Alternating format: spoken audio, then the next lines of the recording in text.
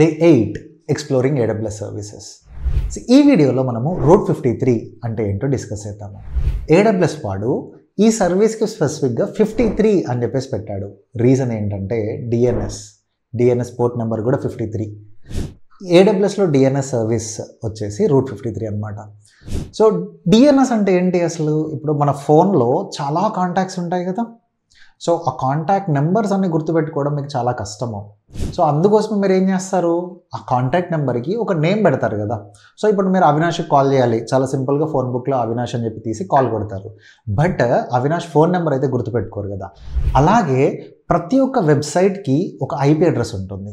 ఆ ఐపీ అడ్రస్ని గుర్తుపెట్టుకోవడం చాలా కష్టము.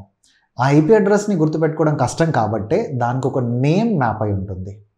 సో ఆ నేమ్ని మనం చాలా ఈజీ గుర్తుపెట్టుకోవచ్చు, రైట్? సో ఆ నేమ్ టు ఐపీ అడ్రస్ కానీ IP address to name mapping కానీ ఈ రూట్ 53 సర్వీస్ చేస్తుంది. మనకి AWSలో క్రియేట్ చేసే రీసోర్స్ లైక్ లోడ్ బ్యాలెన్సర్ కానీ, EC2 ఇన్స్టాన్స్ కానీ, రైట్, API గేట్వే కానీ, వీటన్నింటికి సో మనము ఒక డొమైన్ నేమ్ మ్యాప్ చేసి బయట వరల్డ్కి అయితే డెలివరీ చేయొచ్చు. ఇలాంటి మరెన్నో ఇన్ఫర్మేటివ్ వీడియోల కోసము ఫాలోవర్స్.